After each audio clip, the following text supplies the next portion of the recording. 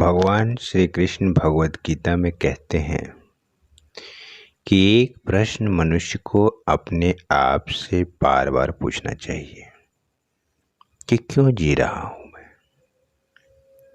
और जो भी उत्तर उसकी बुद्धि से मिले उस पर 2 प्रश्न चिन्ह लगा देने चाहिए कि फिर इसके बाद। और दूसरा, कब तक।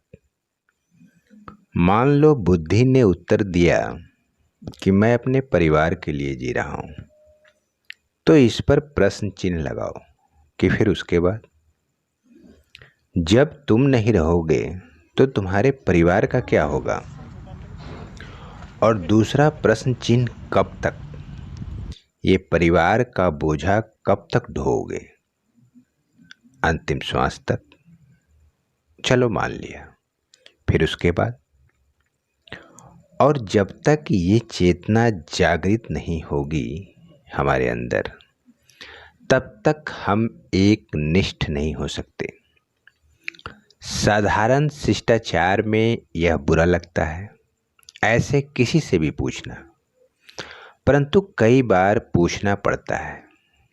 और जो जवाब आम तौर पे मिलता है कि बस कट रहा है, काट रहे हैं, तब समय जवाब देता है कि तुम क्या काटोगे, तुम्हारे पास तो कुल्हाड़ी है ही नहीं।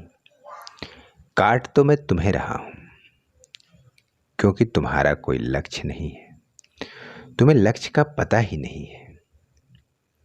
फिर भी तुम जिए जा रहे हो। तो क्यों जी रहे हो, उस मृत्यु की प्रतीक्षा में।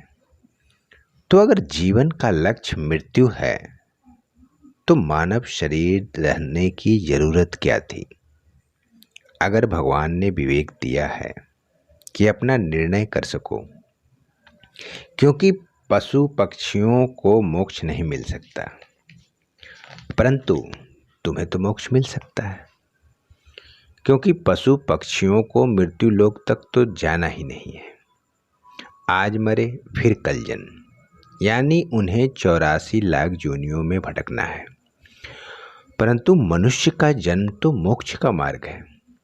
इसका निर्णय तो तुम्हें ही करना है कि आए तो थे तुम रोते हुए, पर यहां से जाओ तो हंसते हुए। परंतु लोगों को मृत्यु से भय लगता है। लोग कहते हैं डर लगता है। तो किससे डर लगता है, भूत से। भूत क्या है, तुम्हारा बीता हुआ कल।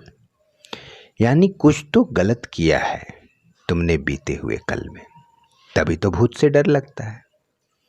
परंतु जब यहां आए थे तो उससे पहले भी ब्रह्म थे। और अगर ये निर्णय कर लो कि यहां से जाऊंगा, तो उसी ब्रह्म में बस एक संकल्प करना है, तो अपने आप उत्तर मिल जाएगा कि क्यों जी रहा हूं मैं।